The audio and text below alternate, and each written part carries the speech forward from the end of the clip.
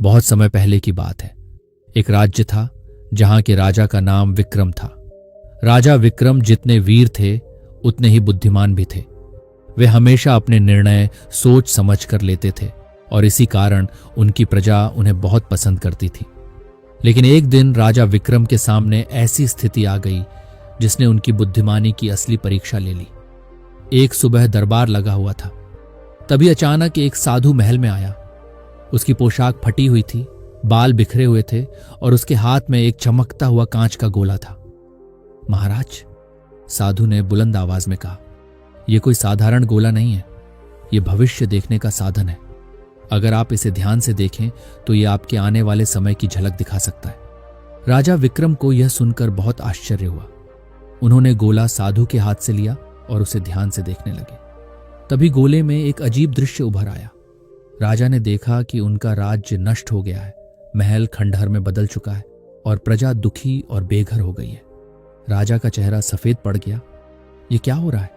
क्या यह सच है? उन्होंने घबरा कर पूछा। साधु ने गंभीर स्वर में कहा, हां महाराज, यदि आप गलत निर्णय लेंगे तो आपका राज्य बर्बाद हो जाएगा। लेकिन चिंता मत कीजिए, मैं आपकी परीक्षा लेने आया हूं। यदि आप मेरी 3 पहेलियों का सही उत्तर दे देंगे तो मैं आपको इस विनाश से बचने का उपाय बता दूंगा। राजा ने तुरंत स्वीकृति दे दी। पहली पहेली आई, ऐसी कौन सी चीज है जो जितनी बांटो उतनी ही बढ़ती जाती है? दरबार में मौजूद सभी मंत्री और सैनिक सोच में पड़ गए। कोई कुछ नहीं समझ पा रहा था। लेकिन राजा विक्रम मुस्कुराए और बोले, साधु बाबा, यह तो सीधा उत्तर है, ज्ञान। जितना बांटो उतना बढ़ता है। साधु प्रसन्न हुआ। बिल्कुल सही। अब दूसरी पहेली थी, ऐसी कौन सी चीज है जो बिना पैरों के दौड़ती है और बिना पंखों के उड़ती है? इस बार भी लोग उलझ गए। लेकिन राजा विक्रम तुरंत बोले, समय बिना पैरों के दौड़ता है और बिना पंखों के उड़ जाता है। साधु फिर मुस्कुराया। बहुत बढ़िया महाराज। अब आखिरी और सबसे कठिन पहेली, तीसरी पहेली थी, ऐसा कौन सा खजाना है जो अगर खो जाए तो वापस नहीं आता? इस बार दरबार में गहरी शांति छा गई। सभी सोच में पड़ गए। राजा ने भी कुछ क्षण विचार किया, फिर बोले, ये तो जीवन है। जीवन एक बार चला जाए तो वापस नहीं आता। साधु जोर से हंसा और बोला, राजा विक्रम, आप सच में बुद्धिमान हैं। आपने मेरी 3 पहेलियों के सही उत्तर दिए हैं। अब मैं आपको इस संकट से बचने का उपाय बताता हूं। साधु ने कहा, इस राज्य में बहुत सारे लालची और स्वार्थी लोग हैं जो केवल अपने स्वार्थ के लिए काम कर रहे हैं। अगर आप सही समय पर सही निर्णय नहीं लेंगे तो यह लोग राज्य को बर्बाद कर देंगे। इसलिए आपको हमेशा धैर्य और बुद्धिमानी से निर्णय लेना होगा।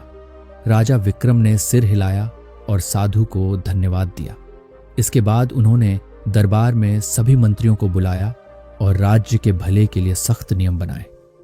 उन्होंने सुनिश्चित किया कि राज्य में ईमानदार लोग ऊंचे पदों पर रहें और हर फैसला सोच समझ कर लिया जाए। कुछ समय बाद वही भविष्य दिखाने वाला कांच का गोला फिर से राजा ने देखा। इस बार उसमें जो दिखा वह एक सुंदर और खुशहाल राज्य था।